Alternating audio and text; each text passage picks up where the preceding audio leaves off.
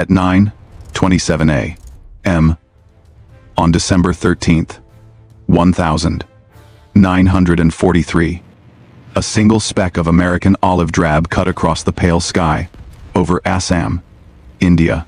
Second Lieutenant Philip Adair sat alone in the cramped cockpit of his Curtiss P-40 Warhawk.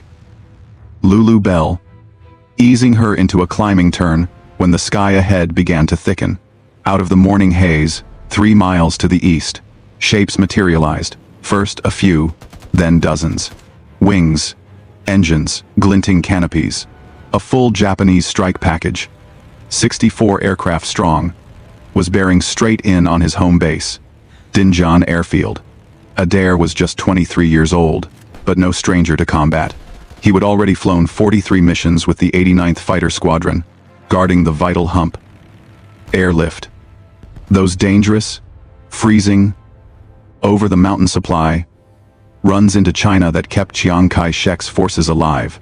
In the last 8 weeks, Japanese raids had smashed Allied airfields all across northeast India, wiping out 47 transport aircraft on the ground and killing 112 men who never even made it to their cockpit checks. Today, they were clearly aiming to add Dinjan to that list. He glanced down toward the airfield. A patch of order in the tangled green. 14 C-47 transport planes sat on the ground, fully loaded with critical supplies destined for China. Nearby, a field hospital tended 63 wounded soldiers, men who had survived the front lines, only to depend on this one strip of concrete for evacuation. Fuel farms ringed the base, enough aviation gas to keep the hump running for 11 more days. If those bombers hit Dinjan unopposed, they would not just scorch a runway. They would choke off an entire theater's lifeline over the Himalayas for weeks. Lulu Bell, number 44 on her tail, was hardly a superweapon. She carried 6 .50 caliber Browning machine guns, and enough ammunition for roughly 12 seconds of continuous fire. 12 seconds. That was all the trigger time Adair had to throw at 64 enemy aircraft.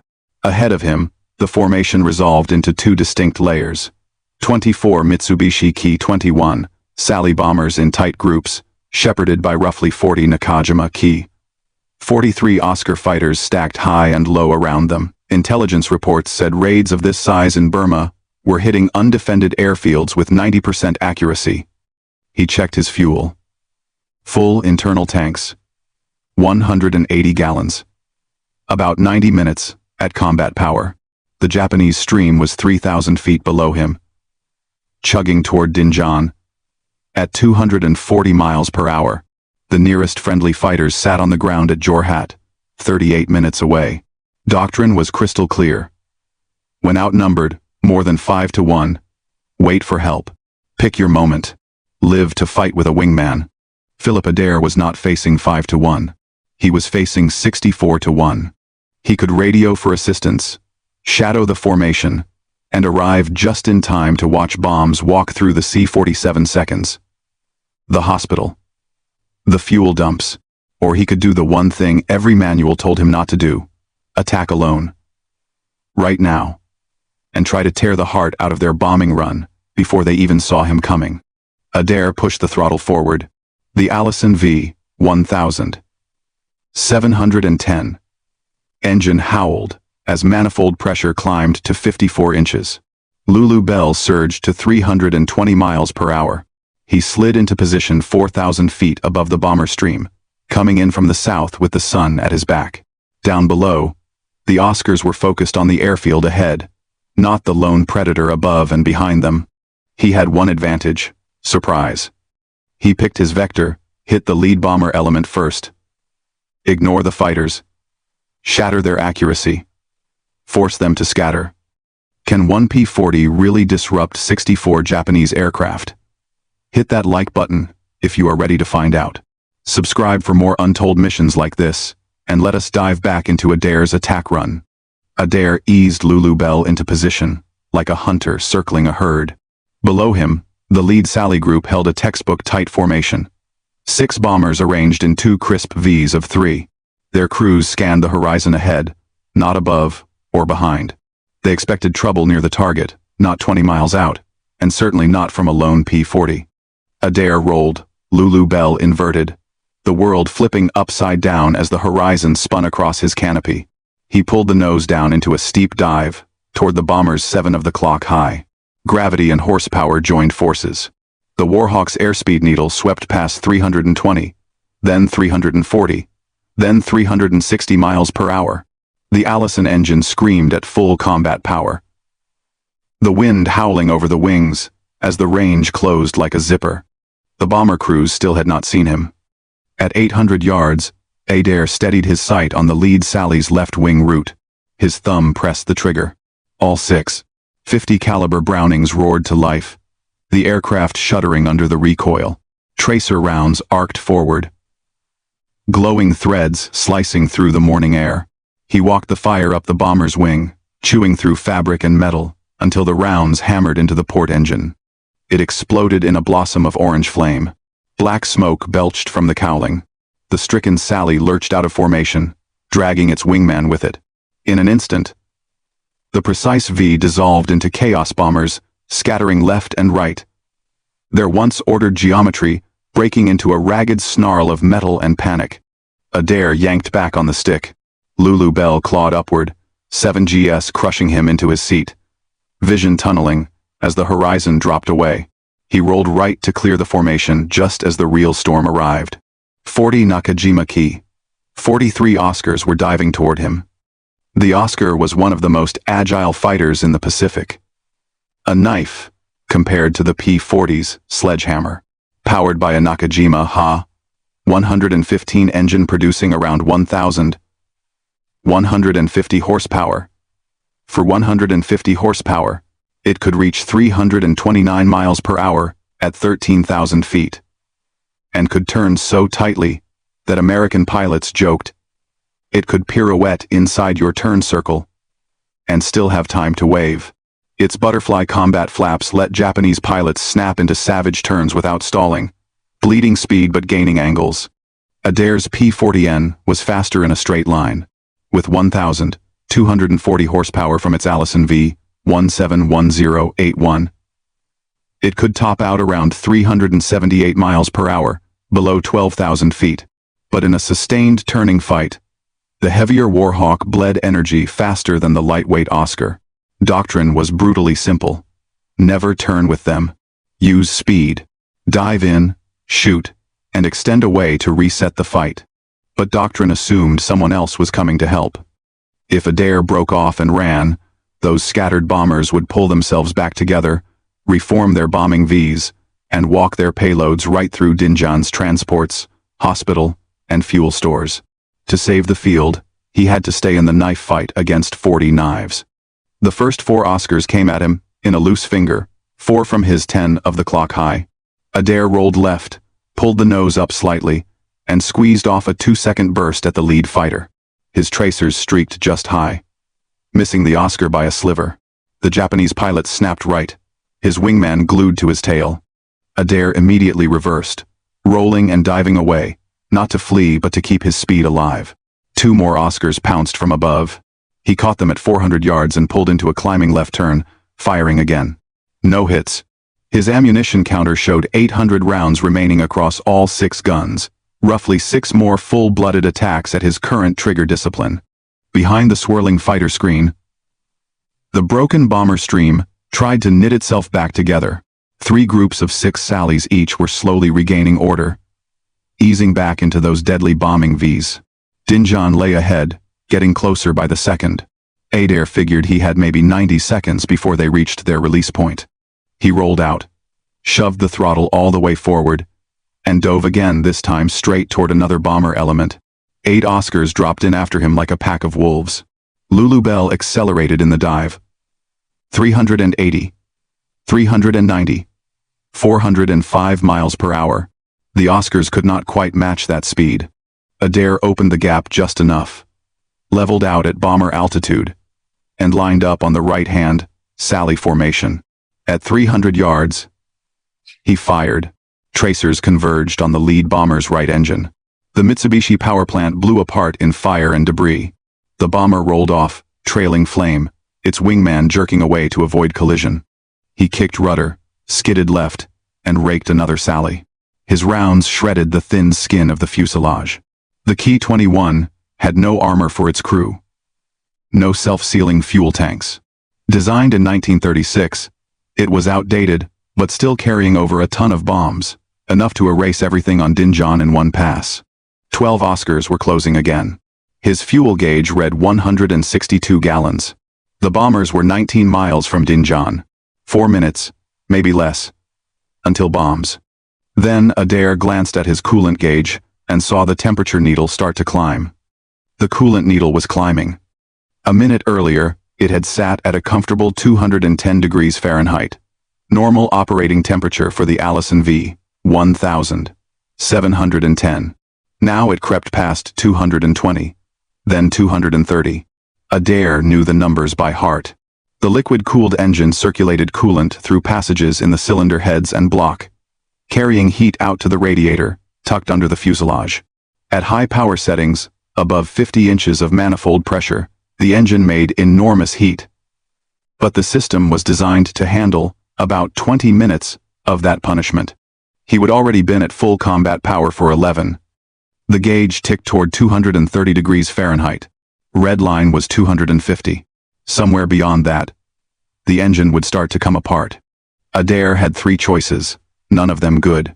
He could pull the power back and let the engine cool, but that meant easing off the bombers and giving the Oscars breathing room. He could abandon the fight entirely and turn back to base, hoping someone else would be there to protect Dinjan next time. Or he could keep the throttle jammed against the stop, force the Allison to keep screaming, and trust that it held together long enough to finish the job. He stayed in it. 2 Oscars knifed toward him head-on. Combined closing speed topped 600 miles per hour. At 500 yards, twin pairs of 7.7 millimeters guns flickered from their noses, tracers reaching out toward Lulu Bell. Adair saw the glowing streams walking up toward his canopy. He fired back. His 50 cals spat heavier rounds with longer reach, slashing through the air in a bright, deadly line. At about 350 yards, his bullets chewed into the left Oscar's engine cowling. The fragile fighter shuddered and rolled away, trailing a long, white streamer of coolant. Its wingman broke off with it. Adair rolled right and dove. The coolant gauge climbing again. 235. 240. Below, the bomber stream continued to lurch forward. The Sallies were now 15 miles from Dinjan. 2 formations of 6 had clawed their way back into proper bombing Vs. A third was still disorganized. 3 stragglers fighting to rejoin. Adair went for the formed-up killers. 6 Oscars tried to intercept him, but he simply dropped the nose and let gravity help. He blasted past them at nearly 390 miles per hour. They could not pivot fast enough to follow. Leveling at bomber altitude, he locked onto the lead Sally of the nearest V. His first burst bit deep into the wing root. The structure failed in an instant. The outer panel snapped up and tore away. The bomber rolled inverted and dropped into a spin, shedding debris. No parachutes appeared. The remaining bombers flinched and scattered again, their carefully practiced pattern broken for the second time. Now, even if they did drop, their bombs would fall wild, scattered across miles of jungle, instead of walking neatly down Dinjan's runway. Adair hauled Lulu Bell upward again. His coolant gauge showed 248 degrees Fahrenheit. The engine ran rough, vibration shivering up through the control stick. He could feel detonation beginning fuel, igniting too early from the excessive heat, hammering the pistons. If he did not back off, the Allison would seize. He never got the chance to decide. 8 Oscars pounced from above. He saw them late, rolled left, but not fast enough. A burst of 7.7 millimeters rounds stitched across Lulu Bell's right wing. Fabric tore. Metal panels buckled. One bullet smashed through the right aileron control rod, turning crisp roll response into a sloppy, sluggish mush. Another burst walked up the fuselage, sparks jumping from the cowling. One round found the coolant reservoir behind the firewall. A spray of bright green coolant splashed across his windscreen, half blinding him. The temperature needle lunged past 260 degrees Fahrenheit. White steam billowed from the cowling seams. His oil pressure dropped toward 0. Somewhere up front, metal was grinding against metal without lubrication. Then, the engine caught fire. In a liquid-cooled engine, fire follows a grim script. Vaporized coolant ignites first, flames racing along the cowling in the airstream. If the blaze reaches the fuel lines on the engine's left side, the aircraft can detonate in midair. Standard procedure is brutally simple. Shut the engine down and bail out. But Adair was at only 8,000 feet, descending at 1,000 feet per minute, over jungle where Japanese patrols roamed. Behind him, he would just watch the Sally formations disintegrate and start turning away. The airfield was safe for now. He refused to punch out. He chopped the throttle, yanking RPM back from 3,000 to around 2,400. Lulu Bell began to sink faster. The fire dimmed but did not die. He reached down and pulled the mixture back toward idle cutoff for 3 long seconds, starving the engine of fuel. Flames shrank, then flared again as he eased the mixture forward. The Allison coughed, sputtered, then grudgingly caught at maybe 60% power, just enough to keep him from dropping out of the sky outright. The Sally bombers, now about 13 miles short of Dinjan, were no longer pressing toward the target. Broken and scattered, they were angling back toward Burma. The raid was over. The airfield was safe. Adair turned Lulu Bell southwest, toward his base at Nguli 43 miles away, on a burning, bleeding engine. 6 Oscars slid in behind him and followed. Nguli lay somewhere ahead in the jungle haze, 43 miles away. Between Adair and that strip of dirt stood a dying engine, 6 enemy fighters, and physics itself. At 7,000 feet, the oil pressure gauge finally gave up its last mercy and dropped to 0. The Allison V-1000, 710, depended on that pressure to float a thin film of oil between its spinning parts. Connecting rods, crankshaft, camshaft. Without it, metal slammed directly into metal. Friction spiked. Heat multiplied.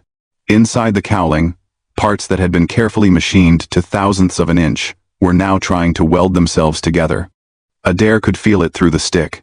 The vibration changed from a buzz to a heavy, uneven rumble. The propeller windmilled erratically. Airspeed sagged to around 180 miles per hour, dangerously close to the P-40's stall speed of 120. The Oscars behind him closed to 400 yards. Then, stopped. They just sat there, pacing him. They did not fire. Why waste ammunition? From their perspective, the American was already dead, crippled, leaking, engine on borrowed time. One Oscar slid up alongside, just off his wingtip. Through the scratched glass, Adair could see the Japanese pilot's face. The man lifted a hand and gestured downward. Land. Surrender. Become a prisoner instead of a corpse. Adair stared straight ahead and ignored him. At 6,000 feet, a new problem announced itself. Smoke, not from the engine fire, but from behind the instrument panel. The rounds that had stitched through Lulu Bell's fuselage had not just cut cables. They would shredded electrical wiring. Burning insulation filled the cockpit, clawing at his eyes and throat. He slid the canopy back. A blast of slipstream ripped through the cockpit, clawing at maps and checklists, clearing some of the smoke but making it harder to breathe. His airspeed dropped further to around 160 miles per hour as drag increased. The Oscars drifted back slightly, still watching. They were waiting for gravity to finish what they would started. At 4,000 feet, the right aileron control cable finally snapped completely. The damaged aileron slammed to full deflection. Lulu Bell rolled hard right and pitched nose down into a dive. Adair hauled back on the stick with both hands. Nothing. The elevator cables were savage too. The tail surfaces were stuck in a nose-down attitude. The P-40 simply did not care what he wanted. The airspeed climbed. 200. Laumbai Archer.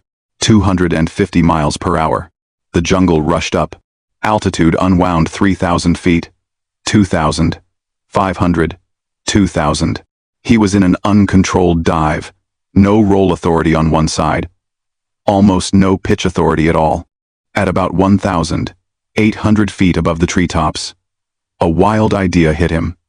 Right now, damaged controls were forcing the right wing down and the nose down, but aerodynamics flip when you flip the airplane.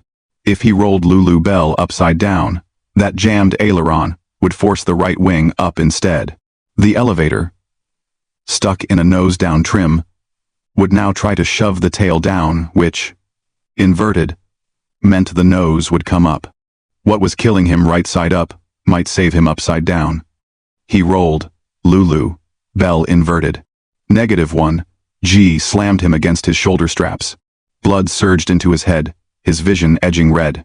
The fuel system, designed for positive G maneuvers, stumbled. The Allison coughed, threatened to quit, then caught again barely. But the nose came up. The descent rate slowed. At about 1,200 feet, Lulu Bell steadied out, still inverted, flying at roughly 140 miles per hour. Adair held it there for 40 endless seconds. Airspeed crept up to 160. Incredibly, he was climbing. Maybe 50 feet per minute. Crawling away from the trees on the ceiling. Then fuel starvation under -G began to bite again. The engine sputtered. He could not afford a flameout this low. He rolled upright. Instantly, the damaged controls shoved the nose down again, and the P-40 resumed its hungry dive. 600 feet per minute. Maybe more. So he improvised a rhythm. Right side up to feed fuel, accept a controlled descent. Roll inverted to use the broken controls against themselves, claw back altitude. Flip, climb. Flip, climb. Above, the 6 Oscars circled, watching what must have looked like madness. A smoking, bullet-riddled P-40, taking turns flying right side up and upside down, refusing to crash. One Oscar finally dove in to take a closer look. Adair rolled inverted to gain a few dozen precious feet, then snapped upright, angling straight at the oncoming fighter. The Japanese pilot broke away sharply. Whatever was happening inside that American cockpit, it was not predictable. The Oscars turned east, back toward Burma. They would had enough. Alone again, Adair continued his rolling climb toward Naguli. His fuel gauge showed 83 gallons. His oil pressure had been on 0 for 9 minutes. The coolant gauge had given up completely. Its needle burned away.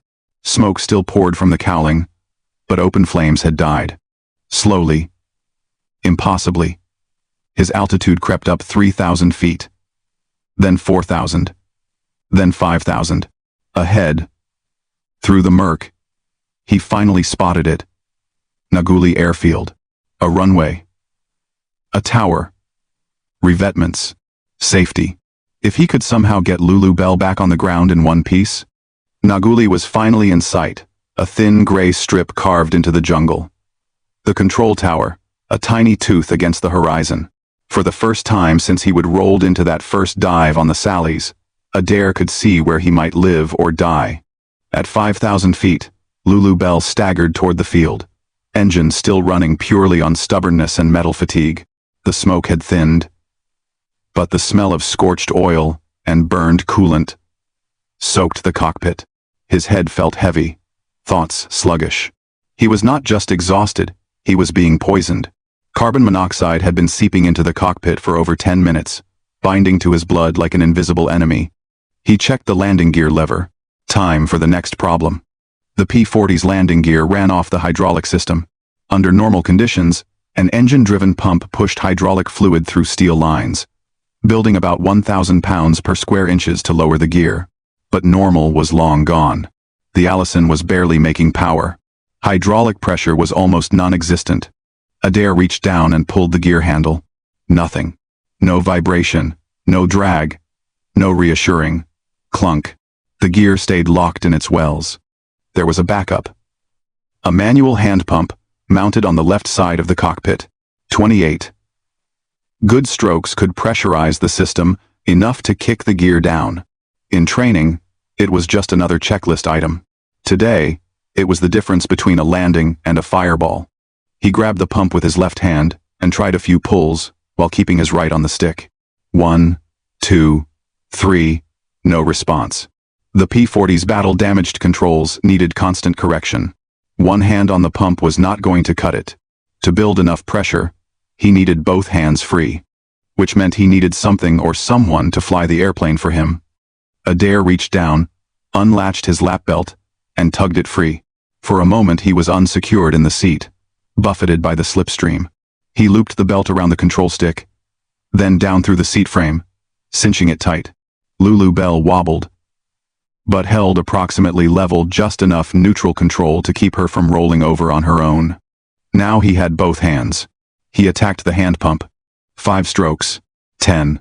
The muscles in his arms burned. 15. The runway inched closer, still too far, his head swimming. At stroke 23, he felt resistance in the handle. A subtle change. Like pushing into mud instead of air. Hydraulic pressure was finally building.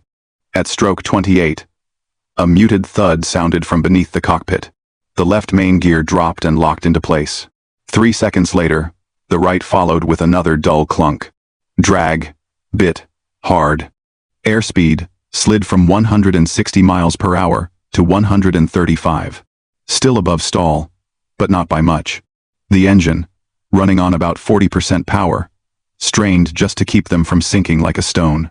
Naguli's runway was now 7 miles ahead, maybe 3 minutes away if the engine held out. On the ground, tower operators spotted the crippled P-40, limping in, smoke trailing from the nose. Landing gear extended, but no flaps. Flight path uneven. They assumed he would make a standard approach, throttle back, flaps down, gentle descent. But Adair could not lower his flaps. Like the gear, they were hydraulic, and he would use what little pressure he could muster to get the wheels down. No flaps meant a faster landing around 120 miles per hour, instead of 90 and a longer roll. Naguli's runway was only 4,000 feet long. A normal P-40 could just make it flapless. A crippled, smoke-belching one, that was another gamble entirely. At 2 miles out, with the runway neatly framed in his windscreen, the Allison finally quit. The propeller slowed, then stopped. The roar vanished, replaced by a deep, lonely rush of wind. Lulu Bell was no longer a fighter. She was a very bad glider. A healthy P-40 had a glide ratio of roughly 8:1. From 2,000 feet. That meant about 3 miles of range. But this P-40 had bullet holes, missing panels, and ragged edges tearing at the air. In reality, she was more like 6:1, and the runway was 2 miles away. He was not going to make it. After everything the bomber runs, the inverted climbs, the burning engine, he was about to plow into the jungle just short of safety. Then, through the fog of and exhaustion, he remembered something from training. An offhand remark about P-40 glide performance and inverted flight, how, under certain conditions, flying upside down could slightly reduce drag and stretch a glide. It had sounded like a trivia note at the time. No one expected to use it in real life. No one except a pilot who had nothing left to lose. At 1,800 feet, 1 mile from the runway, Adair rolled. Lulu Bell inverted again. This time not to escape the trees, but to stretch the last seconds of her flight. On the ground, through binoculars, a crew chief named Technical Sergeant Robert Martinez watched in disbelief as an inverted P-40, with its landing gear down and smoke trailing from its nose, bore straight in on Naguli. For the men on the ground, it looked insane. An inverted P-40. Gear down, limping toward the field with a trail of smoke behind it. Every aerodynamic instinct said, the airplane should have torn itself apart already. Martinez lowered his binoculars just long enough to sprint toward the nearest .50 caliber gun emplacement. 3 ground crewmen pounded along beside him, hearts hammering. For a moment, one thought flashed through all their minds. Had a Japanese pilot captured a P-40 and was now coming in to strafe the field? They swung the heavy gun toward the incoming fighter, tracking the upside-down silhouette. Through the heat shimmer, they saw the skull and crossbones of the Burma Banshees on the nose, but smoke and distance turned friend and foe into guesswork. Up above, Adair hung in his harness, blood pooling in his head, vision narrowing. The inverted glide was working barely. Airspeed held around 125 miles per hour. His descent rate eased to about 500 feet per minute, better than the 700 right side up. The runway was finally, definitely, reachable. At 400 feet, half a mile from the threshold, his consciousness began to tunnel. The combination of carbon monoxide poisoning and sustained negative G was shutting his brain down. He figured he had maybe 20 seconds of clear thought left. He could not stay inverted forever. At some point, very soon, he would have to roll upright, line up the shot, and put Lulu Bell on the ground. Too early, and the damaged controls would drag him into the trees short of the runway. Too late, and he would overshoot and crash. At roughly 200 feet and 300 yards from the threshold, Adair made his choice. He rolled Lulu Bell right side up. The wounded aileron instantly tried to drop the right wing. He fought back with all the left stick he had, muscles screaming, forcing the wings level. The elevator, half ruined, barely answered his pull, but it was enough. The nose came up just a fraction. From the gun pit, Martinez saw the skull-marked P-40 snap upright, wobbling down final with gear down and no flaps. Friendly? Enemy? He had 3 seconds to decide. His finger tensed on the trigger. He held his fire. Lulu Bell crossed the threshold at about 90 feet, too fast and too steep. There was no time for finesse. The last 90 feet vanished in 4 brutal seconds. The main wheels slammed into the runway with a punishing 7 grams hit. The landing gear struts bottomed out. The tail wheel hammered down a heartbeat later. Metal shrieked. The already weak right main gear collapsed. The right wing dropped and dug in, the wingtip gouging the concrete. The P-40 snapped into a ground loop, spinning 180 degrees, showering sparks and chunks of runway as it skidded backward for nearly 200 feet before grinding to a halt. For 12 long seconds, nothing moved. Then the canopy popped. Adair pushed himself up, climbed out onto the battered wing, and half stumbled, half collapsed as ground crew rushed in to catch him. Fire crews tore open the cowling. The Allison inside was a butchered hulk, pistons seized, crankshaft warped, oil pan ruptured, coolant system wrecked. Around the airframe, they counted the scars. 16 bullet holes in the fuselage. 7 in the right wing. 4 in the left. The right aileron cable severed, hydraulic reservoir punctured, electrical bundles shredded. Lulu Bell was done. She would never fly again. But Dinjan Airfield was untouched. Intelligence later confirmed that all 24 Sally bombers had turned back without dropping their ordnance, scattering some 15 miles short of the target. Not a single bomb hit Allied facilities. No casualties on the ground. 14 C-47 seconds remained ready. The hump airlift never missed a beat. On December 16, 1943, 3 days after the mission, 10th Air Force officers debriefed Adair. He calmly described his attack passes, his desperate upside-down flying, and that final inverted glide. Flight surgeons found his blood, still loaded with carbon monoxide, 72 hours later. Levels that should have knocked him unconscious in the cockpit. Sheer will had kept him awake. On January 8, 1944, Lieutenant General Joseph Stilwell pinned the Silver Star on Second Lieutenant Philip Adair for gallantry in action, crediting him with single-handedly disrupting a 64 aircraft raid and saving critical supply facilities from destruction. Adair flew 95 more combat missions with the 80th Fighter Group, eventually becoming an ace with 5 confirmed kills. On his final mission in July 1944, he downed 2 more Ki-43 Oscars over northern Burma.